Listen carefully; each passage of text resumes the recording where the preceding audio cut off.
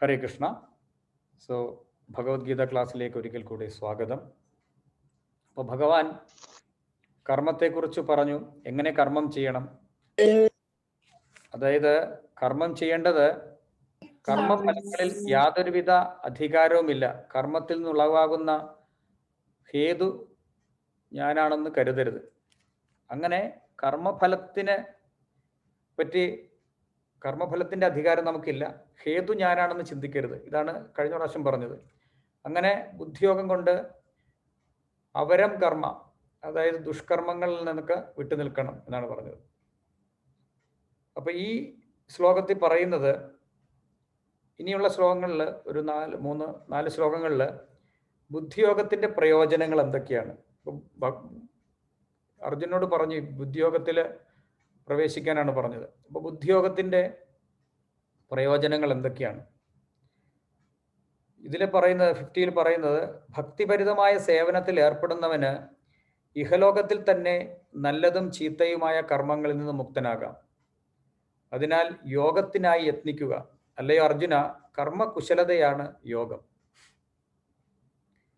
അപ്പോൾ ഒരു പ്രയോജനം ഇതാണ്, നമുക്ക് നല്ലതും ചീത്തയുമായ കർമ്മങ്ങളിൽ നിന്ന് മുക്തനാകാം. അതായത് നല്ലതും ചീത്തയുമായ കർമ്മങ്ങൾ എന്ന് പറയുമ്പോൾ, അപ്പം നല്ല കർമ്മങ്ങൾ ചെയ്യാൻ പാടില്ലേ എന്നൊരു ചിന്ത നമുക്ക് വരാം. നല്ല കർമ്മങ്ങൾ ചെയ്യണം, പക്ഷേ നമ്മൾ ചെയ്യേണ്ട കർമ്മങ്ങൾ ആക്ച്വലി നല്ലത് ചീത്ത എന്നല്ല, നമ്മൾ ഭക്തിയുത സേവനമാണ് ആക്ച്വലി ചെയ്യേണ്ടത്, ഭഗവാനെ സംതൃപ്തിപ്പെടുത്തുന്ന കർമ്മങ്ങൾ. അപ്പോൾ അതിനകത്ത് നല്ലതും ചീത്ത എന്ന് പറഞ്ഞ വ്യത്യാസമില്ല, അല്ലെങ്കിൽ നല്ലതും ചീത്തയും വരും. അപ്പോൾ നല്ലതും ചീത്തയും, ഇപ്പം നല്ല പ്രവൃത്തികൾ ചെയ്തു കഴിഞ്ഞാൽ എന്താ കുഴപ്പം? ഒരു കുഴപ്പമില്ലല്ലോ. നമ്മളൊരു സാധാരണക്കാരനാണെങ്കിൽ നല്ല പ്രവൃത്തികൾ ചെയ്യാം, ചീത്ത പ്രവൃത്തികൾ ചെയ്യണ്ട എന്നുള്ളതാണ് നമ്മളുടെ ഒരു കൺസെപ്റ്റ്. ഇവിടെ ഭഗവാൻ പറയുന്നത്, ഭക്തിഭരിതമായ സേവനത്തിൽ ഏർപ്പെടുന്നവന് ഇഹലോകത്തിൽ നല്ലതും ചീത്തയുമായ കർമ്മങ്ങളിൽ നിന്ന് മുക്തനാകാമെന്ന് പറയുന്നു. അപ്പം നല്ല കർമ്മങ്ങൾക്ക് എന്താണ് കുഴപ്പം? നല്ല കർമ്മങ്ങൾക്ക് എന്തെങ്കിലും കുഴപ്പമുണ്ടോ? എനിബഡി? എന്തെങ്കിലും നിങ്ങളുടെ അഭിപ്രായം എന്താണ്? ആരെങ്കിലും പറയൂ, നല്ല കർമ്മങ്ങൾക്ക് എന്താ കുഴപ്പം? നല്ല കർമ്മങ്ങൾ വീണ്ടും ജനിക്കും. ഓക്കെ, കർമ്മഫലം നമ്മൾ പിന്നെ അനുഭവിക്കേണ്ടി വരും അതിന്റെ. അതായത് നല്ല ഫലമാണെങ്കിലും ചീത്ത ഫലമാണെങ്കിലും സെയിം തന്നെയാണ് എന്ന് പറഞ്ഞിട്ടുണ്ടെങ്കിൽ രണ്ടും ഒരേ തലത്തിലാണ്. അപ്പൊ നല്ല കർമ്മങ്ങൾ ചെയ്തു കഴിഞ്ഞിട്ടുണ്ടെങ്കിൽ നല്ല ഫലം അനുഭവിക്കാനായിട്ട് കുറച്ചും കൂടെ ഒരു ഹയർ പ്ലാനറ്റിലോ അല്ലെങ്കിൽ കുറച്ചും കൂടെ നല്ല ബോഡിയോ കിട്ടും. അപ്പോഴും നമ്മൾ ഫലം അനുഭവിക്കുന്നതിന് ശേഷം ജന്മമൃത്യു ജരാതി വരും. ചീത്തയാണെങ്കിൽ ലോവർ ബേർത്തിലേക്ക് പോകും, അപ്പോഴും ജന്മമൃത്യു. അപ്പോൾ ഇത് രണ്ടും ചെയ്യാൻ പാടില്ല. അപ്പൊ അതുകൊണ്ട് രണ്ടുമിൽ നിന്ന് നമ്മളപ്പോൾ ഏതെങ്കിലും ഒരു കർമ്മത്തിലായിരിക്കും ചെയ്യുന്നത്.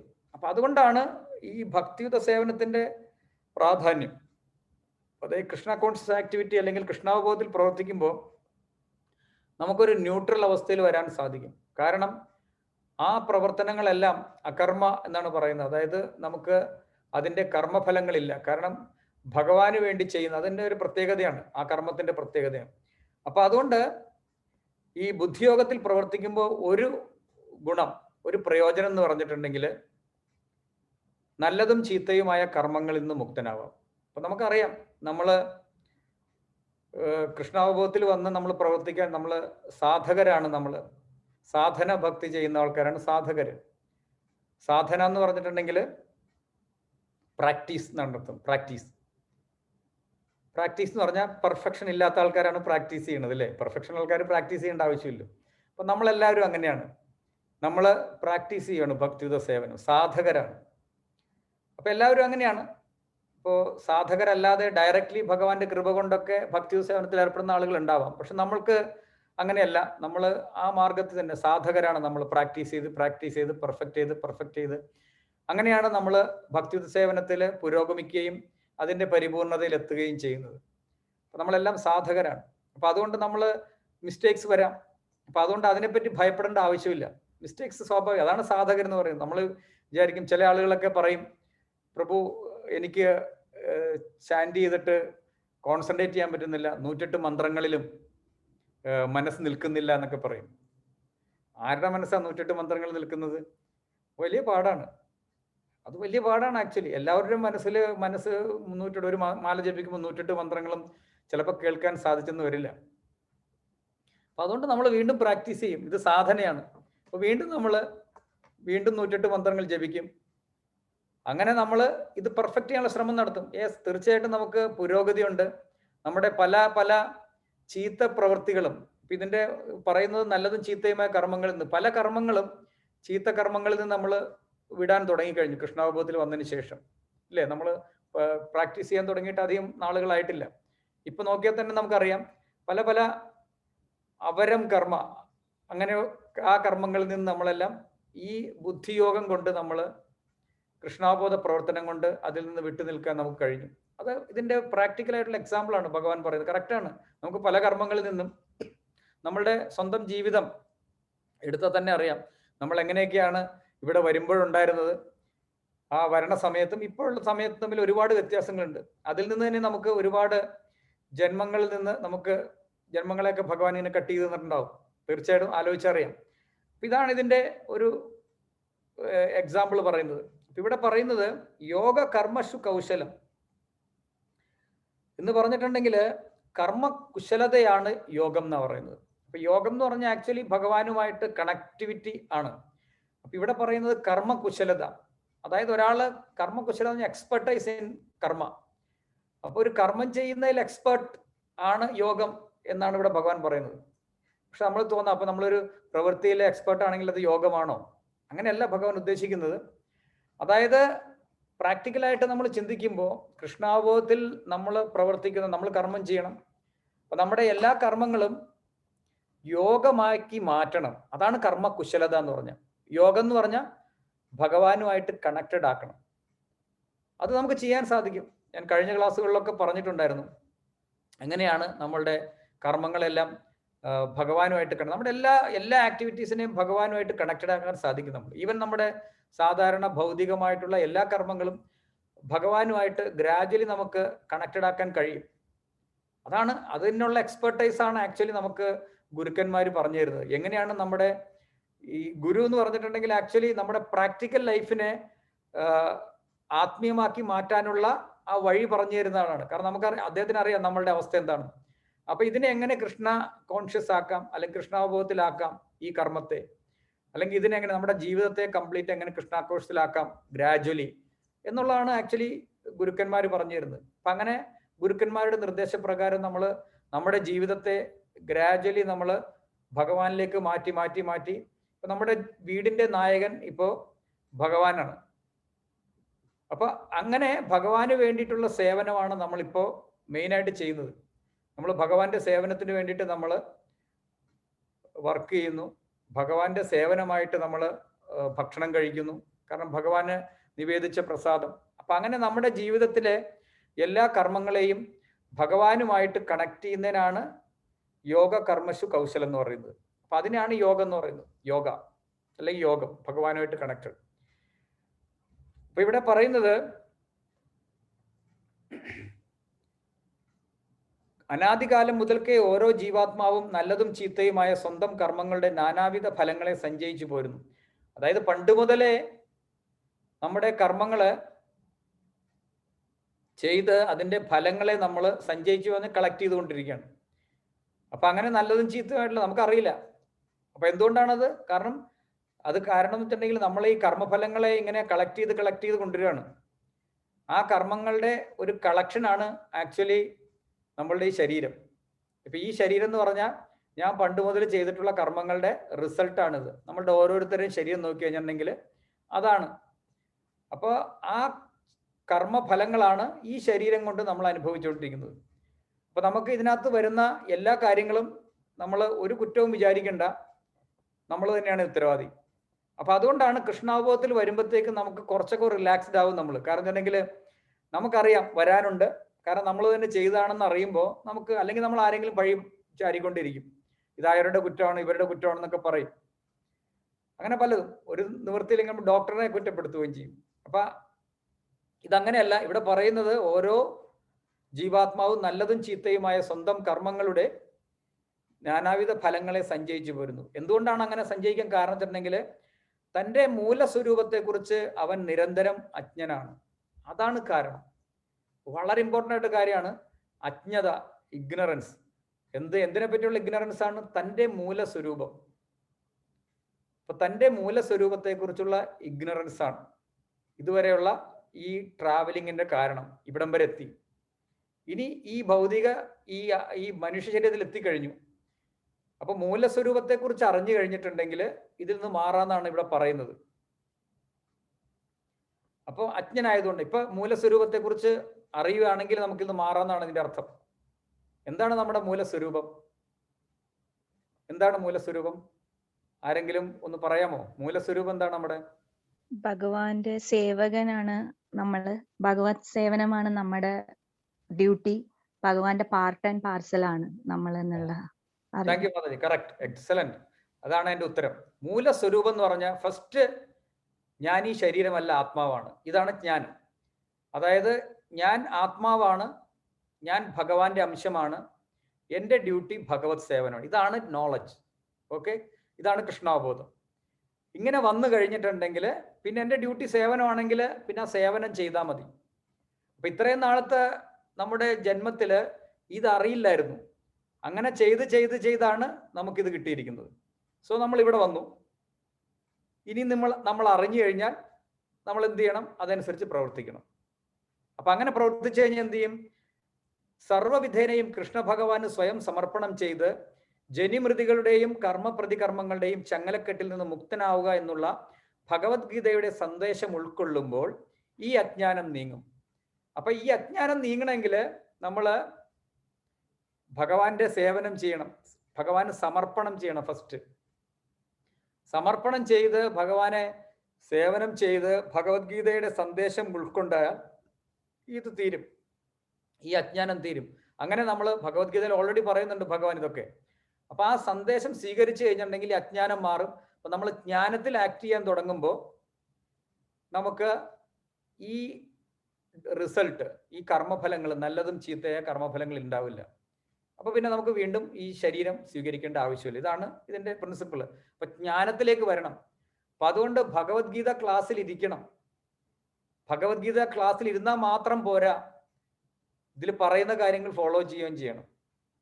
അല്ലെങ്കിൽ വീണ്ടും നമ്മൾ ജനിക്കേണ്ടി വരും. അപ്പൊ അതുകൊണ്ട് കർമ്മഫലങ്ങളുടെ ശുദ്ധീകരണത്തിന് ഉതകുന്ന കൃഷ്ണാവബോധത്തോടെ പ്രവർത്തിക്കുവാൻ അർജുനനെ ഭഗവാൻ ഉപദേശിക്കും. അപ്പൊ അർജുനനോട് പറയാണ്, നീ കൃഷ്ണാവബോധത്തോടു കൂടി പ്രവർത്തിക്കുക. എന്തുകൊണ്ടാണ്? കർമ്മഫലങ്ങളുടെ ശുദ്ധീകരണമാണ്. കൃഷ്ണാവബോധത്തില് കർമ്മഫലങ്ങളുടെ ശുദ്ധീകരണമാണ് നടക്കുന്നത്. നമ്മൾ എന്ത് ആക്ടിവിറ്റി, ഇപ്പോൾ അർജുനന്റെ ആക്ടിവിറ്റി ഡിഫറൻ്റ് ആണ്, നമ്മുടെ ആക്ടിവിറ്റി ഡിഫറൻ്റ് ആണ്. അർജുനൻ എന്താണ് ചെയ്യാൻ പോണത്? കൃഷ്ണാവബോധത്തോട് യുദ്ധം ചെയ്യാൻ പോകുന്നു. നമ്മൾ നമ്മുടെ ഭൗതികമായിട്ടുള്ള ജീവിതത്തെ മുന്നോട്ട് തള്ളാനുള്ള ശ്രമങ്ങൾ പലതരത്തിലുള്ള, അത് കൃഷ്ണാവബോധത്തോടെ ചെയ്തു കഴിഞ്ഞിട്ടുണ്ടെങ്കിൽ കർമ്മഫലങ്ങളിൽ നിന്ന് മുക്തനാകാം. ഇതറിഞ്ഞില്ലെങ്കിൽ വീണ്ടും ഇവിടെ ഇങ്ങനെ കറങ്ങി തിരിഞ്ഞുകൊണ്ടേയിരിക്കും പല പല ശരീരമായിട്ട്. അപ്പൊ അത് ഇതിൻ്റെ ഒരു അഡ്വാൻറ്റേജ് ആണ്. എന്ത്? കർമ്മഫലങ്ങളിൽ നിന്ന്, നല്ലതും ചീത്തയുമായ കർമ്മഫലങ്ങളിൽ നിന്ന് മോചനം നേടാം. അടുത്തത് 51. കർമ്മജം ബുദ്ധിയുക്താഹി ഫലം ത്യക്ത്വാ മനീഷിന ജന്മബന്ധ വിനിർമുക്ത പദം ഗച്ഛന്ത്യനാമയം. ഇപ്രകാരം ഭഗവത് ഭക്തി സേവനത്തിൽ ഏർപ്പെട്ടുകൊണ്ട് ഋഷീശ്വരന്മാർ അഥവാ ഭക്തന്മാർ ഭൗതിക ലോകത്തിലെ കർമ്മഫലങ്ങളിൽ നിന്ന് മുക്തരാകുന്നു.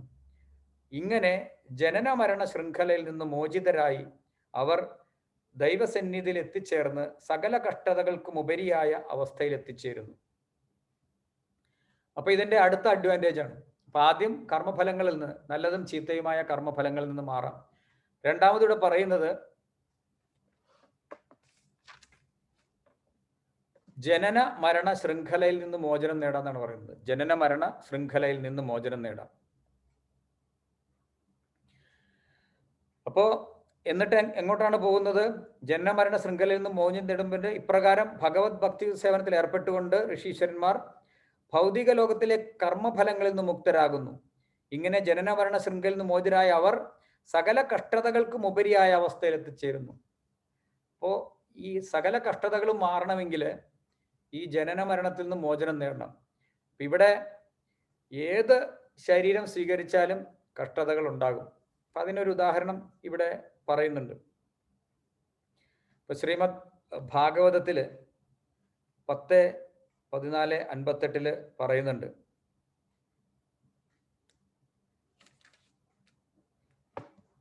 സമാശ്രിതായേ പദപല്ലവപ്ലവം മഹത്പദം പുണ്യയശോ മുരാരേ ഭവാംബുധിർവത്സപദം പരം പദം യദ്വിപദാം നതേഷാം. ഇത് ഏറ്റവും അധികം കേട്ടിട്ടുള്ള ഒരു ശ്ലോകമാണ് ആക്ച്വലി. സങ്കീർത്തനം പറയുമ്പോൾ എപ്പോഴും പറയും, അതിന് ലാസ്റ്റ് മാത്രം എപ്പോഴും അദ്ദേഹം പറയുന്നത് കേട്ടിട്ടുണ്ട്, പദം യത് വിപദാം നതേഷാം. എല്ലാ ക്ലാസ്സിലും അദ്ദേഹം പറയും. അതിന്റെ അർത്ഥം പ്രത്യക്ഷ പ്രപഞ്ചത്തിന് ആശ്രയവും മുകുന്ദൻ അഥവാ മുക്തിദാതാവെന്ന് പുകൾപ്പറ്റവനുമായ കൃഷ്ണന്റെ ചരണപല്ലവങ്ങളെ തോണിയായി സ്വീകരിച്ചവർക്ക് സംസാര സമുദ്രം പശുവിൻ കുളമ്പടി പതിഞ്ഞെടുത്ത് വെള്ളം പോലെ തുച്ഛമാണ്. പരമപദം ഭൗതിക ശോകങ്ങളില്ലാത്ത സ്ഥലം അഥവാ വൈകുണ്ഠമാണ് അവരുടെ ലക്ഷ്യം. മറിച്ച് ഓരോ കാൽവയ്പിലും ആപത്ത് പതിയിരിക്കുന്ന ഈ ഭൗതിക ലോകമല്ല. അപ്പൊ ഭക്തന്മാരുടെ ലക്ഷ്യം എന്താണ്? അപ്പൊ ഈ ഭഗവതല്ല, സംസാര സമുദ്രം, അതായത് ഈ ഭൗതിക ലോകം എന്ന് പറഞ്ഞിട്ടുണ്ടെങ്കിൽ ഒരു സമുദ്രം, സംസാര സമുദ്രമായിട്ടാണ് എപ്പോഴും അവർ പറയുന്നത്. ഭവാംബുധിർ എന്ന് പറഞ്ഞാൽ മെറ്റീരിയൽ വേൾഡ് ആണ് ആക്ച്വലി. അതിനെ അംബുദി എന്ന് പറഞ്ഞ സമുദ്രം. അപ്പൊ ഇത് ഈ ഭൗതിക ലോകത്തെ ഒരു സമുദ്രം. അപ്പൊ സമുദ്രമൊക്കെ താണ്ടാനായിട്ടുള്ള കപ്പാസിറ്റി നമുക്കില്ല, നീന്താൻ പറ്റില്ല. അതുകൊണ്ട് ഈ ഭൗതിക സമുദ്രത്തെ നീന്തി കടക്കാനായിട്ട് പറ്റാത്തത് കൊണ്ട് എങ്ങനെ ആർക്കാ പറ്റുന്നത്? ഇപ്പൊ കൃഷ്ണന്റെ ചരണപല്ലവങ്ങളെ തോണിയായി സ്വീകരിച്ചവർക്ക്, അതായത് ഭഗവാന്റെ പാദത്തെ ആശ്രയിക്കുന്നവർക്ക്, സമാശ്രിതയേ പദപല്ലവപ്ലവം, അതായത് ഭഗവാന്റെ പാദങ്ങളെ ആശ്രയിക്കുന്നവർക്ക് ഈ സംസാര സമുദ്രം ഒരു പശുവിൻ കുളമ്പടി, ഭവാംബുധിർ വത്സപദം എന്നാണ് പറഞ്ഞത്. വത്സപദം എന്ന് പറഞ്ഞാൽ പശുവിന്റെ കുട്ടിയാണ് ആക്ച്വലി, പശുവിന്റെ കുട്ടി. ഒരു പശുവിന്റെ കുളമ്പടി പതിഞ്ഞെടുത്ത വെള്ളം പോലെയാണെന്നാണ് പറയുന്നത്. അപ്പൊ ഭക്തന്മാർക്ക്, ഭഗവാന്റെ പാദങ്ങളെ ആശ്രയിച്ചവർക്ക് ഈ ഭവസാഗരം അല്ലെങ്കിൽ ഈ ഭൗതികമായിട്ടുള്ള സമുദ്രം ഒരു കുളമ്പടിയിലുള്ള വെള്ളം മാത്രമായിട്ട് നമുക്ക് തോന്നും. ഭഗവാൻ അപ്പൊ അത് ഈസിയാണ്. ഒരു കുളമ്പടിയിലുള്ള വെള്ളം എങ്ങനെ ഈസി ആയിട്ട് നമുക്ക് ക്രോസ് ചെയ്യാൻ പറ്റും? അപ്പൊ അങ്ങനെ ഈ ഭഗവത് കൃപ കൊണ്ട്, അതായത് എങ്ങനെയാണ് ഭഗവാന്റെ ചരണപല്ലവങ്ങളെ തോണിയായി സ്വീകരിച്ചവർക്ക് ഇത് ഒരു പശുവിൻ കുളമ്പടി പതിഞ്ഞെടുത്ത വെള്ളം പോലെ തുച്ഛമാണ്. പരമപദം ഭൗതിക ശോകങ്ങളില്ലാത്ത സ്ഥലം അഥവാ വൈകുണ്ഠമാണ് അവരുടെ ലക്ഷ്യം. പരമപദമാണ് അവരുടെ ലക്ഷ്യം, അതായത് വൈകുണ്ഠ ലോകം. വൈകുണ്ഠ ലോകം എന്ന് പറഞ്ഞാൽ കുണ്ഠങ്ങളില്ലാത്ത സ്ഥലം. അപ്പൊ അതാണ് ഈ ഭക്തന്മാരുടെ ലക്ഷ്യം. മറിച്ച് ഓരോ കാൽവയ്പിലും ആപത്ത് പതിയിരിക്കുന്ന ഈ ഭൗതിക ലോകമല്ല. ഈ ഭൗതിക ലോകത്തെ ഇവിടെ പറയുന്നത് പദം യത് വിപദാം നതേഷാം എന്നാണ് പറയുന്നത്. ഓരോ പദത്തിലും ഇവിടെ എന്താണ്? വിപത്തുകളാണ്, ആപത്തുകളാണ് ഇവിടെ ഉള്ളത്. അപ്പൊ അതുകൊണ്ട് ആപത്തുള്ള അല്ലെങ്കിൽ ദുരിതപൂർണമായിട്ടുള്ള സ്ഥലം, ഓരോ അടിവയ്പിലും ആപത്തുള്ള ദുരിതപൂർണമായ ഒരിടമാണ് ഭൗതിക ലോകം എന്ന് അജ്ഞത മൂലം ആരും മനസ്സിലാക്കുന്നില്ല. പക്ഷെ നമ്മളെ സംബന്ധിച്ചോളം നമ്മളൊക്കെ ഈ ലോകത്തെ ഇങ്ങനെയല്ല കാണുന്നത് ആക്ച്വലി. ഇപ്പൊ അറ്റ്ലീസ്റ്റ് കുറച്ചൊക്കെ നമുക്ക് മനസ്സിലാക്കി വരുന്നുണ്ട് നമ്മൾ. പക്ഷെ ഭൂരിഭാഗം ആളുകളും ഇത് വളരെ എങ്ങനെയാണ് അവർ കാണുന്നത്? ബുദ്ധിഹീനന്മാർ അജ്ഞാനത്താൽ കാമ്യകർമ്മങ്ങളുടെ പരിണിത ഫലങ്ങൾ തങ്ങളെ സംതൃപ്തമാക്കുമെന്ന് കരുതി സന്ദർഭോചിതമായി പ്രവർത്തിക്കുന്നു.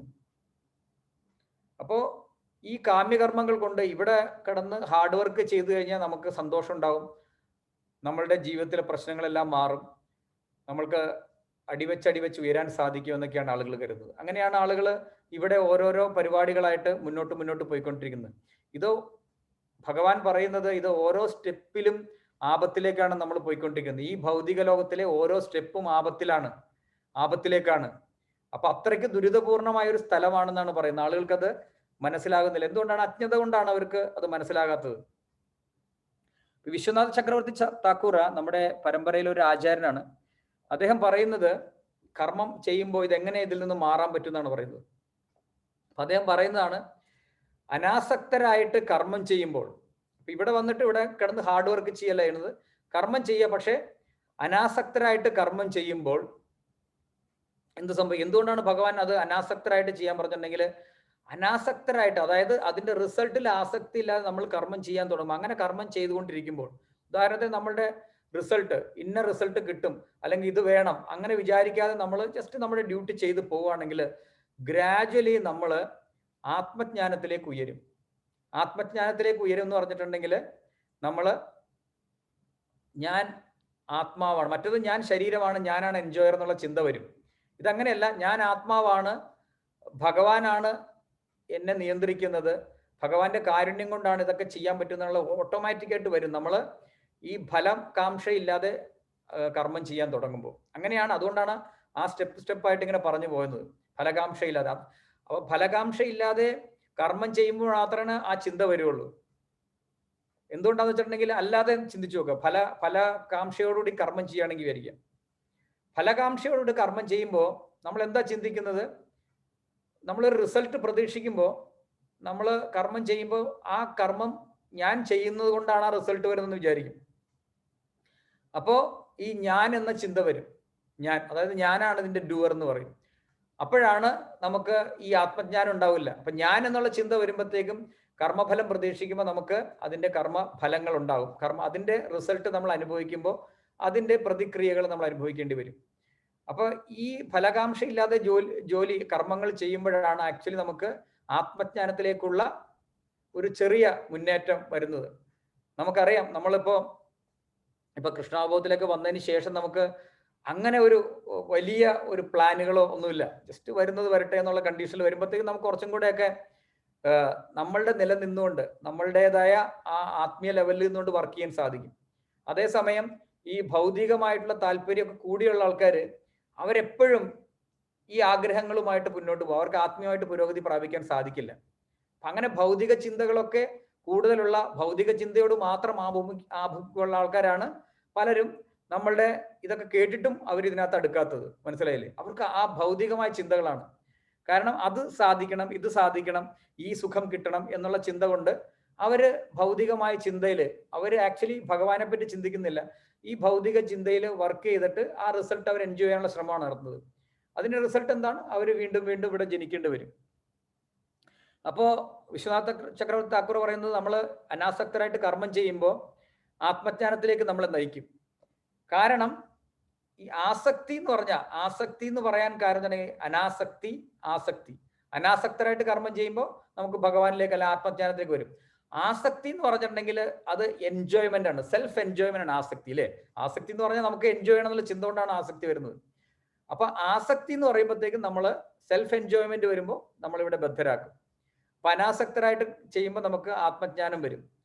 അപ്പൊ അങ്ങനെ ആത്മാവിനെ കുറിച്ചുള്ള അറിവ് നമുക്ക് ഓക്കെ ഞാൻ ആത്മാവാണെന്നുള്ള ചിന്ത വന്നു കഴിഞ്ഞിട്ടുണ്ടെങ്കിൽ നമുക്ക് ആ ചിന്ത നമ്മളെ ഭഗവാനിൽ എത്തിക്കും ആക്ച്വലി. അപ്പൊ ആത്മാവിനെ കുറിച്ചുള്ള ചിന്ത, ആത്മജ്ഞാനത്തിലേക്ക് നമ്മൾ എത്തി, ഞാൻ ആത്മാവാണ്, ഭഗവാന്റെ അംശമാണെന്ന് നമ്മൾ മനസ്സിലാക്കുമ്പോൾ പിന്നീട് എന്ത് സംഭവിക്കും? പിന്നീട് നമ്മൾ ഭഗവാനെ കുറിച്ച് കൂടുതൽ അറിയാൻ തുടങ്ങും. അറ്റ്ലീസ്റ്റ് ഞാൻ ആത്മാവാണ്, ഭഗവാന്റെ അംശമാണെന്ന് മനസ്സിലാക്കി കഴിയുമ്പോഴത്തേക്ക് നമ്മൾ ആ രീതിയിൽ പോകുമ്പോൾ ഗ്രാജുവലി ഉയരുന്നത് എങ്ങനെയാണെന്നാണ് പറയുന്നത്. നമുക്ക് ഭഗവാനെ കുറിച്ച് കൂടുതൽ മനസ്സിലാകും. ഭഗവാനെ കുറിച്ച് മനസ്സിലാക്കിയാൽ ഭഗവാന്റെ മഹത്വം മനസ്സിലാകും. ഭഗവാനാണ് ഇത് നിയന്ത്രിക്കുന്നതെന്ന് മനസ്സിലാകും. നമ്മളുടെ റിസൾട്ട് എല്ലാം തീരുമാനിക്കുന്ന ഭഗവാനാണെന്ന് മനസ്സിലാകും. നമ്മുടെ ലൈഫിന്റെ അടുത്ത സ്റ്റെപ്പ് തീരുമാനിക്കുന്ന ഭഗവാനാണ്. എല്ലാം അങ്ങനെ ഭഗവാന്റെ ഗ്ലോറീസ് ഇങ്ങനെ നമ്മൾ മനസ്സിലാക്കി വരുമ്പോ അപ്പൊ എന്ത് ചെയ്യും? അപ്പൊ നമുക്ക് ഭഗവാനെ ശരണാഗതി, കാരണം അപ്പൊ നമുക്ക് മനസ്സിലാവും ഇത് ഭഗവാനല്ലാതെ നടക്കില്ല എന്നുള്ള കാര്യം. അപ്പൊ അങ്ങനെ നമ്മൾ ഭഗവാനെ ശരണാഗതി പ്രാപിക്കും. അപ്പോൾ ഭഗവാന്റെ കാരുണ്യം വേണം. അപ്പൊ നമ്മൾ ഭഗവാനെ കൂടുതൽ മനസ്സിലാക്കുമ്പോഴാണ് ഭഗവാന് ശരണാഗതി പ്രാപിക്കുക. അതുകൊണ്ടാണ് നമ്മൾ ഈ കാര്യങ്ങളൊക്കെ ഇപ്പൊ ക്ലാസ്സുകൾ അറ്റൻഡ് ചെയ്യും. ഇതെല്ലാം ഭഗവാനെ കുറിച്ചാണ് നമ്മൾ പറയുന്നത്. ഭഗവാന്റെ കാരുണ്യത്തെക്കുറിച്ച്, ശക്തിവിശേഷത്തെക്കുറിച്ചും മഹത്വത്തെക്കുറിച്ചിട്ടാണ് നമ്മളിവിടെ പറയുന്നത്. അങ്ങനെ ഭഗവാന്റെ കൂടുതൽ കാര്യങ്ങൾ നമ്മൾ മനസ്സിലാക്കി ഭഗവാന്റെ സേവനം, ഭഗവാനിലേക്ക് ആശ്രയിച്ച് ഭഗവാന് സേവനം ചെയ്യാൻ തുടങ്ങുമ്പോൾ കൂടുതൽ പ്രാക്ടിക്കൽ ആയിട്ടുള്ള കാര്യങ്ങൾ, നമ്മളിവിടെ തിയറി കേട്ടിട്ട് നമ്മൾ പ്രാക്ടിക്കൽ ചെയ്യുമ്പോൾ പ്രാക്ടിക്കലായിട്ട് ഭഗവാൻ നമുക്ക് നോളജ് തരും, ആത്മജ്ഞാനം തരും. ആക്ച്വലി എന്താണ് ഭഗവാൻ, അങ്ങനെ ഭഗവാന്റെ മഹത്വം നമുക്ക് പ്രാക്ടിക്കലായിട്ട് മനസ്സിലാവും.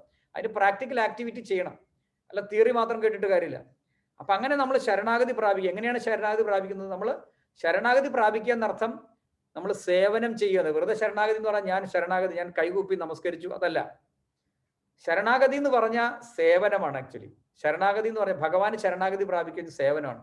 അപ്പൊ അതിന് നമ്മളിപ്പോ ആ ശരണാഗതി പ്രാപിക്കുന്നതിന്റെ ഭാഗമായിട്ടാണ് നമ്മളുടെ സേവനങ്ങളാണ് നാമം ജപിക്കുക, പിന്നെ നമ്മളുടെ ഈ പൂജ ആക്ടിവിറ്റീസ് ഓഫർ ചെയ്യുക, ക്ലീൻ ചെയ്യുക, അങ്ങനെ വീട് നല്ല വൃത്തിയാക്കിയിട്ട് ഈവൻ നമ്മൾ പേഴ്സണലി ക്ലീൻ ആയി നടക്കുക, നമ്മുടെ ചിന്തകളെയും പ്രവൃത്തികളെയൊക്കെ ക്ലീൻ ആയി കൊണ്ട് നടക്കുക, ഭഗവത്ഗീത വായിക്കുക, ക്ലാസ് അറ്റൻഡ് ചെയ്യുക, സത്സംഗം, നമ്മൾ സേവകള് എന്ത് സേവ ഉണ്ടെങ്കിലും ഭഗവാന്റെ സേവയും ഭഗവാന്റെ ഭക്തന്മാരെ സേവ ചെയ്യുക, ദാനം കൊടുക്കുക, ഗോസേവ, തുളസി സേവ. അങ്ങനെയാണ് നമ്മൾ ആക്ച്വലി ഈ എന്താണത്, ഇതാണ് ആക്ച്വലി സറണ്ടർ എന്ന് പറഞ്ഞാൽ. സറണ്ടർ എന്ന് പറഞ്ഞാൽ ഈ സേവകളാണ് ആക്ച്വലി. അല്ലാതെ ഞാൻ ശരണാഗതി പ്രാപിച്ചു, ഭഗവാൻ എൻ്റെ നാഥനാണ് എന്ന് പറഞ്ഞിട്ട് കാര്യമില്ല. അപ്പൊ ഇതൊക്കെ ചെയ്യണം. അപ്പൊ അങ്ങനെ നമ്മൾ ചെയ്യുമ്പോഴാണ് ആക്ച്വലി നമുക്ക് ഈ കൂടുതൽ കാര്യങ്ങൾ നമുക്ക് മനസ്സിലാകുകയും നമ്മൾ ഈ പ്രവൃത്തികളാണ് നമ്മളെ ഭൗതികതയിൽ നിന്ന് മോചിപ്പിക്കുന്നത്. ഈ പ്രവൃത്തികൾ, ഈ കൃഷ്ണാവബോധ പ്രവൃത്തികളാണ് നമ്മളെ ഭൗതികതയിൽ നിന്ന് മോചിക്കുന്നത്. അപ്പൊ അതുകൊണ്ട് ഇവിടെ വെച്ച് തന്നെ നമുക്ക് മോക്ഷം ലഭിക്കും ആക്ച്വലി. അപ്പൊ ഇവിടെ വെച്ച് തന്നെ നമ്മൾ പ്യൂറാവും. കാരണം നമുക്കറിയാം ഭഗവാന്റെ സേവനം എങ്ങനെ ചെയ്യണം. ഈ സേവനങ്ങളാണ് ചെയ്യുന്നത്. ഭഗവാന്റെ സേവനമാണ് നമ്മൾ വൈകുണ്ഠ ലോകങ്ങളിലും ഭഗവാന്റെ ആത്മീയ ലോകങ്ങളിലൊക്കെ ചെയ്യുന്നത് തന്നെയാണ്. അപ്പൊ അങ്ങനെ നമ്മൾ ഇവിടെ ഈ പ്രവൃത്തികൾ ചെയ്യാൻ തുടങ്ങുമ്പോൾ നമ്മൾ സ്ലോലി നമ്മൾ ക്വാളിഫൈ ആകും, യോഗ്യത നേടും. എങ്ങനെ? ഈ പരംപദത്തിലേക്ക് നമ്മൾ പോകാൻ വേണ്ടിയിട്ട്. അപ്പൊ അതാണ് എങ്ങനെയാണ് നമ്മൾ ഗ്രാജുവലി യോഗ്യത ആണെന്നാണ് അദ്ദേഹം പറയുന്നത്. ഇവിടെ ഈ പ്രപഞ്ചത്തിലെങ്ങും ഏതു വിധത്തിലുള്ള ഭൗതിക ശരീരത്തിലും ശോകരഹിതമായ ജീവിതം സാധ്യമല്ലെന്ന് അവർക്കറിഞ്ഞുകൂടാ. അതായത് ആർക്കാണ്? നേരത്തെ പറഞ്ഞല്ലോ, ഈ കാമ്യകർമ്മങ്ങളാൽ ഇവിടെ ജീവിക്കാം, ഇവിടെ സന്തോഷിക്കാമെന്ന് വിചാരിക്കുന്ന ബുദ്ധിഹീനന്മാർക്ക് ഈ പ്രപഞ്ചത്തിലെങ്ങും ഏതു വിധത്തിലുള്ള ഭൗതിക ശരീരത്തിലും ശോകരഹിതമായ ജീവിതം സാധ്യമല്ലെന്ന് അറിഞ്ഞുകൂടാ. അതായത് ഈ ഭൗതിക ജീവിതത്തിൽ ഏത് ശരീരം എടുത്താലും ശോകരഹിതമായിട്ടുള്ള ഒരു ജീവിതം സാധ്യമല്ല. ഇത് ഈ ഭൗതികവാദികൾക്ക് അറിയില്ല. ഇവിടെ ഏത് ശരീരം എടുത്താലും നമുക്ക് ശോകരഹിതമായി ജീവിക്കാൻ പറ്റില്ല എന്നാണ് ഭഗവത്ഗീത പറയുന്നത്. പക്ഷെ നമുക്കതങ്ങോട്ട് ചിലപ്പോൾ എല്ലാവർക്കും അങ്ങോട്ട് ബോധ്യപ്പെടില്ല എന്നുണ്ട്. നമ്മൾ അത് കുറച്ച് കഴിയണം വരാനായിട്ട്. ഞാൻ ഇതുപോലെ എൻ്റെ ഒരു ഭക്തി വിഷയില് നന്നായിട്ടൊരു 30 ആഴ്ചയോളം പോയി ഇതിനെക്കുറിച്ചൊക്കെ നന്നായിട്ടൊക്കെ പറഞ്ഞു. അതിനുശേഷം ഒരു ചോദ്യം ചോദിച്ചു. ഞാൻ ഭക്തി വിഷയില് ഒരു പ്രീച്ചിങ് ആപ്ലിക്കേഷന്റെ ഒരു ഭാഗമായിട്ട് ചോദിച്ചതാണ്. അപ്പോൾ നിങ്ങൾക്കെല്ലാം അടുത്ത ജന്മം എന്താവണം എന്നാണ് ആഗ്രഹം എന്ന് ചോദിച്ചു. അപ്പൊ അവരെല്ലാവരും പല ആഗ്രഹങ്ങൾ പറഞ്ഞു. ഞാൻ അത്ഭുതപ്പെട്ടു. ഇത്രയും നാളും പഠിപ്പിച്ച് കാര്യങ്ങളൊക്കെ ചെയ്തിട്ട് ആൾക്കാര് പല ആഗ്രഹങ്ങളാണ് പറഞ്ഞത്. എല്ലാവർക്കും അടുത്ത ജന്മം വേണമെന്ന് തന്നെയായിരുന്നു ആഗ്രഹം. ഒരു 1-2 പേര് മാത്രമാണ് ഇതിൽ നിന്നൊന്ന് മാറണം എന്നുള്ളത്. എല്ലാവർക്കും ഈ ജന്മത്തിൽ നിന്ന് മാറണമെന്ന് വലിയ താല്പര്യമാണ്. ചിലപ്പോൾ ഈ ഭാര്യയെ മാറ്റണം, അല്ലെങ്കിൽ ഈ ഭർത്താവിനെ മാറ്റണം എന്നാണെന്ന് അറിയില്ല. എന്തായാലും എല്ലാവർക്കും ഇതൊന്ന് മാറണം എന്നുള്ള ചിന്ത ഉണ്ടായിരുന്നു.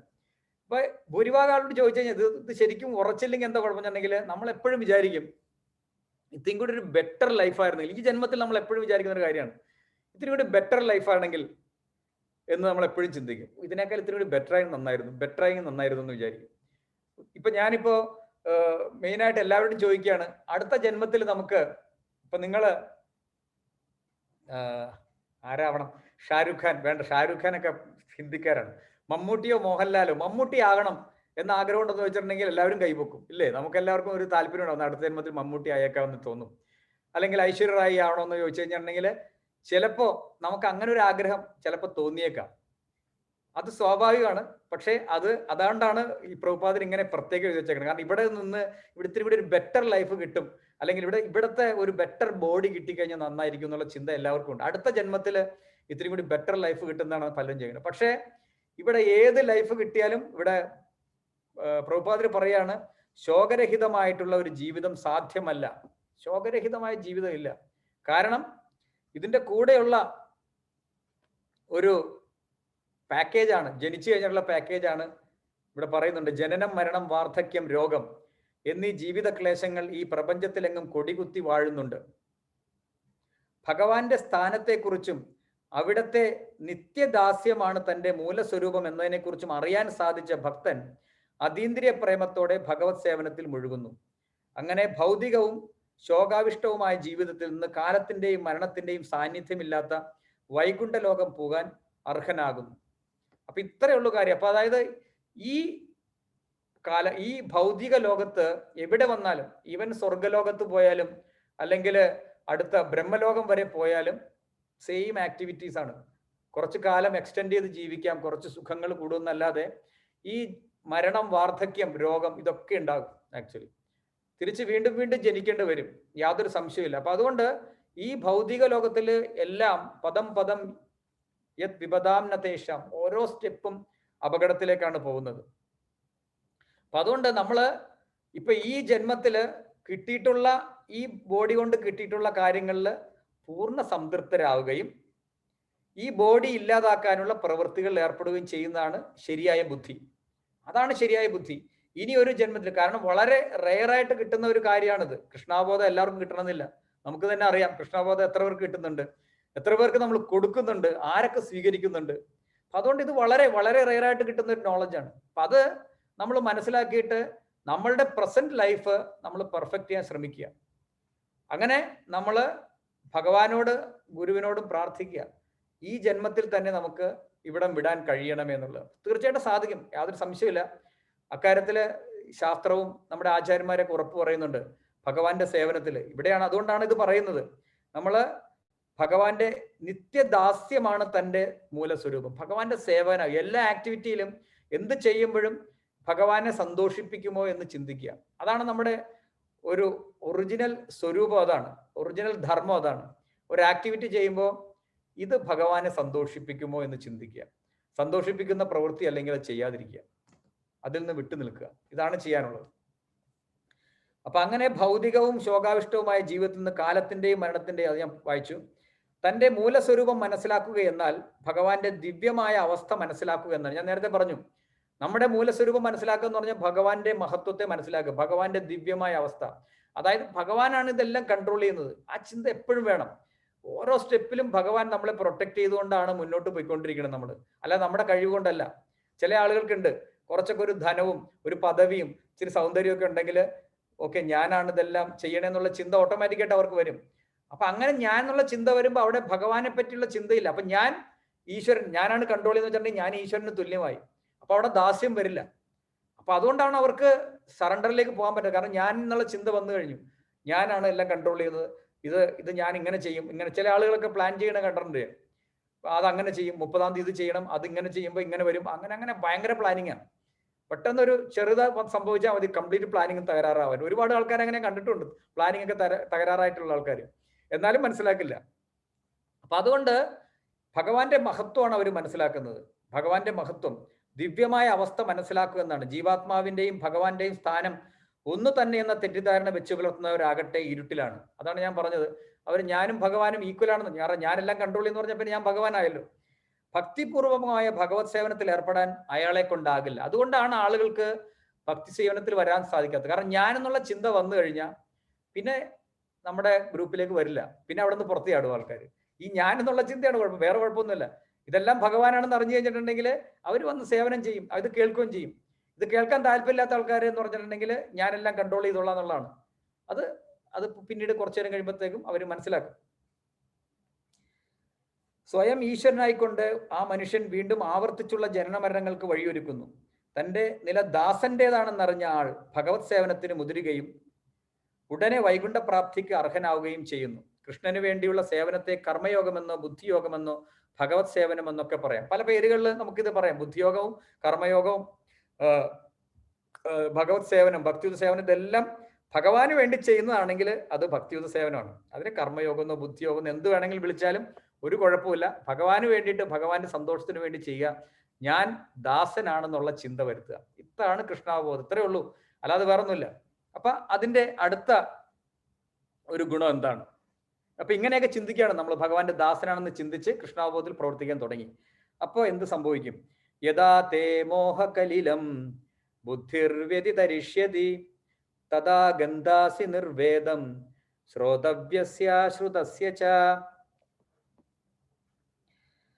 ബുദ്ധി വ്യാമോഹമാകുന്ന നിബിഡ വനത്തെ പിന്നിട്ട് കഴിയുമ്പോൾ കേട്ടതിനെക്കുറിച്ചും കേൾക്കേണ്ടതിനെക്കുറിച്ചും നീ ഉദാസീനായിത്തീരും. അർജുനോട് പറയാണ്. അതായത് നമ്മൾ ബുദ്ധിയോഗത്തിൽ പ്രവർത്തിക്കുമ്പോൾ ഇവിടെ കൃഷ്ണൻ എന്താണ് ഉദ്ദേശിക്കുന്നത് വെച്ചിട്ടുണ്ടെങ്കിൽ, ഇവിടെ മോഹകലിലം, അതായത് നിബിഡമായ വനത്തെ എന്താണ് ഉദ്ദേശിക്കുന്നത് വെച്ചിട്ടുണ്ടെങ്കിൽ, വേദങ്ങള്, ഇപ്പൊ നമ്മൾ നേരത്തെ വേദങ്ങളെ കുറിച്ച് പറഞ്ഞിരുന്നു. വേദങ്ങളിലെ കർമ്മകാണ്ഡങ്ങളിൽ നിന്ന്, കർമ്മകാണ്ഡങ്ങളിലാണ് ആക്ച്വലി നിബിഡ വനം എന്ന് ഉദ്ദേശിക്കുന്നത്. കാരണം എല്ലാവർക്കും ഈ ഉയർന്ന ജീവിതത്തെക്കുറിച്ച് ഒരു താല്പര്യം, ഉയർന്ന ജീവിതം എന്ന് വെച്ചിട്ടുണ്ടെങ്കിൽ ഉയർന്ന എൻജോയ്മെന്റിനെ കുറിച്ച് താല്പര്യം ഉണ്ടാവും. അപ്പോൾ അങ്ങനെയുള്ള ആളുകൾക്ക് വേണ്ടിയിട്ടാണ് ഞാൻ നേരത്തെ ക്ലാസ്സിൽ പറഞ്ഞു കർമ്മകാണ്ഡം, വേദത്തിലെ കർമ്മകാണ്ഡങ്ങൾ പറഞ്ഞിരിക്കുന്നത്. എല്ലാവർക്കും ഉയർന്ന എൻജോയ്മെന്റ് വേണം എന്നുള്ള ചിന്ത ഉള്ളതുകൊണ്ട്.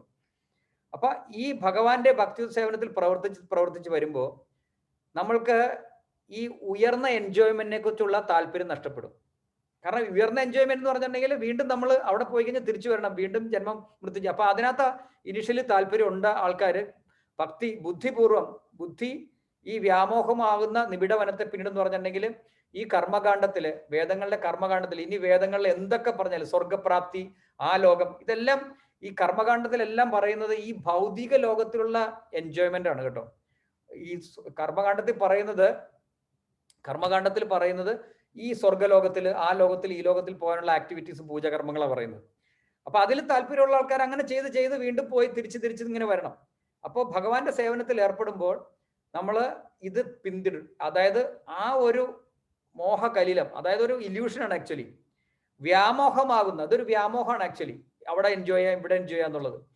അതിനെ പിന്നിട്ട് കഴിയുമ്പോൾ കേട്ടതിനെക്കുറിച്ചും കേൾക്കേണ്ടതിനെക്കുറിച്ചും നീ ഉദാസീനായി തരും. അതായത് കേട്ടതെന്ന് പറഞ്ഞാൽ ഇതേ എൻജോയ്മെന്റുകൾ, കർമ്മകാണ്ഡത്തിൽ എല്ലാ കാര്യങ്ങളും ഉണ്ട്. ഇനിയും അത് തന്നെയാണ് കേൾക്കുന്നത്. ആ പൂജ നടത്തിയാൽ, ഈ പൂജ നടത്തിയാൽ, ഇതൊക്കെ ചെയ്തു കഴിഞ്ഞ് ഇങ്ങനെ വരും, അങ്ങനെയുള്ള കാര്യങ്ങളെ കുറിച്ച് ഉദാസീനം. അപ്പൊ പിന്നെ അത് ന്യൂട്രൽ ആവും നമുക്ക്. ഓക്കെ, അത് കിട്ടണമെങ്കിൽ അത് വേണ്ട എന്നുള്ള ചിന്ത വരും നമുക്ക്.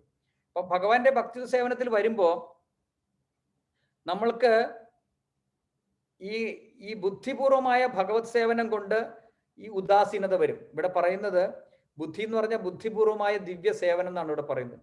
അപ്പൊ ബുദ്ധിപൂർവമായ ദിവ്യ സേവനം കൊണ്ട് നമ്മൾ ഈ ഫലങ്ങളെ കുറിച്ച് ഓട്ടോമാറ്റിക്കായി ഉദാസീനരാകും.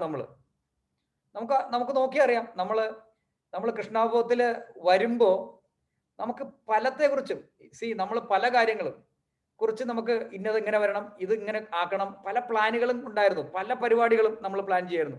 പ്രത്യേകിച്ച് ആ ഷെയറിൽ ഇട്ടിട്ട് അവിടെ നിന്ന് മാറ്റി ഒരു ദിവസം കൊണ്ട് ഇപ്പറയിട്ട് അതെടുത്ത് ഇങ്ങോട്ട് മാറ്റിയിടുക, ഇല്ലേ? ഞാൻ ഒരുപാട് ആൾക്കാരെ കണ്ടിട്ടുണ്ട്. ഞാനും അങ്ങനത്തെ ഒരു ഇതിൽ കൂടെ കടന്നു. ഞാൻ റിയൽ എസ്റ്റേറ്റ് ആയിരുന്നു ചെയ്തുകൊണ്ടിരുന്നത്. റിയൽ എസ്റ്റേറ്റ് നിങ്ങളോട് ഞാൻ പറഞ്ഞിട്ടുണ്ടാവും എന്റെ റിയൽ എസ്റ്റേറ്റ് ബിസിനസ് ഒക്കെ. ബിസിനസ് എന്ന് പറഞ്ഞാൽ അങ്ങനെയല്ല, ഒരു സ്ഥലം മേടിച്ചിട്ട് അടുത്ത ആൾക്ക് കൊടുത്തിട്ട് വീണ്ടും വിൽക്കുക. 2 പേര് കഴിഞ്ഞിട്ടൊക്കെ ആയിരിക്കും ചിലപ്പോൾ നമ്മൾ ജസ്റ്റ് സൈൻ ചെയ്യാൻ പോവുക. അതൊക്കെ ഉണ്ടായിരുന്നു തുടങ്ങുമ്പോഴത്തേക്കും. അപ്പൊ ഈ കൃഷ്ണാബോധത്തിൽ വന്നിട്ട് ഞാൻ ആദ്യം നിർത്തിയത് ഈ കച്ചവടം നിർത്തിയത്. കാരണം അപ്പൊ മനസ്സിലായി, ഇതിങ്ങനെ പോയിട്ട് ഒരു കച്ചവടം നടത്തിയപ്പോൾ എനിക്ക് ഭയങ്കര ലാഭം കിട്ടി. ഞാൻ നിങ്ങളോട് പറഞ്ഞോന്നറിയില്ല. ഒരു കച്ചവടം നടത്തിയപ്പോൾ എനിക്ക് ഒറ്റയടിക്ക് വിത്തിൻ 2-3 മന്ത്സിൽ ഒരു 5 ലക്ഷം രൂപ ഒരു പ്ലോട്ടിൽ കിട്ടി. അത് ഞാൻ എന്റെ പേരിലും കൂടി അല്ല, ഞാൻ ഇങ്ങനെ ജസ്റ്റ് കാശ് മുടക്കിയെന്നേ ഉള്ളൂ.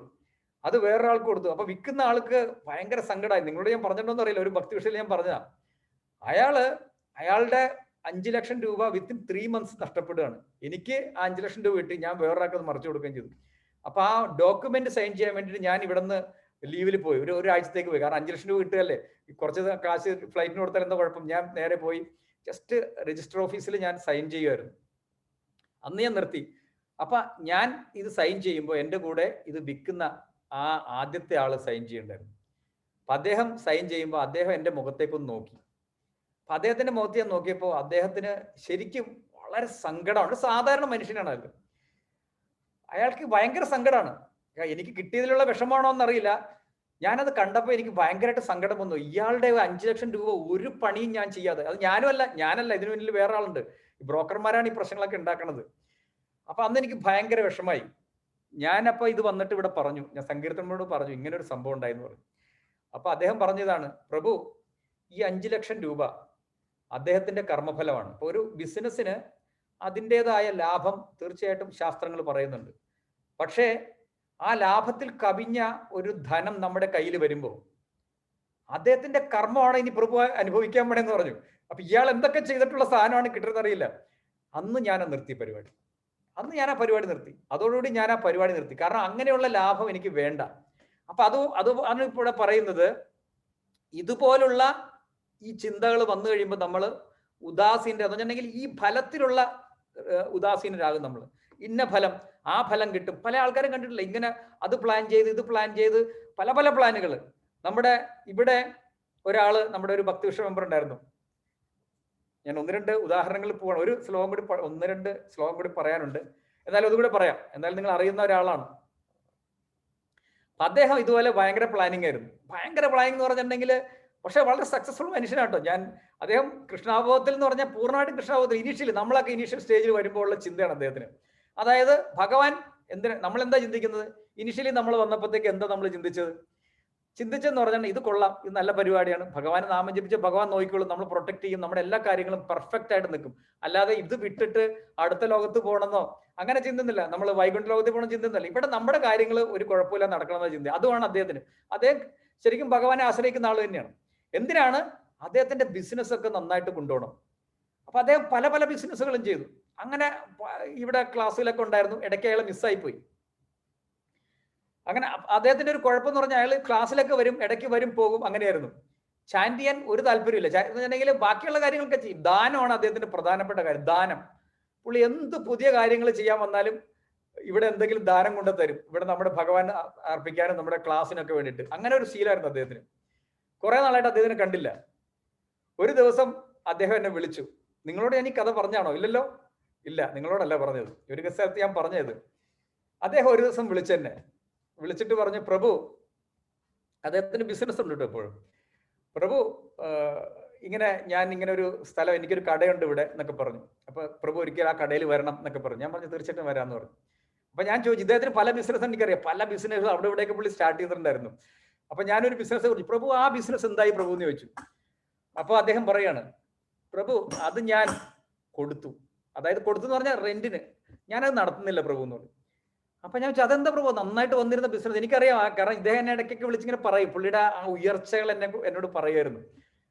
അപ്പൊ ഞാൻ പറഞ്ഞു, അദ്ദേഹം എന്നോട് പറയാണ്, പ്രഭു ഇങ്ങനെ കിടന്ന് കഷ്ടപ്പെട്ടിട്ട് കഥയില്ല പ്രഭു.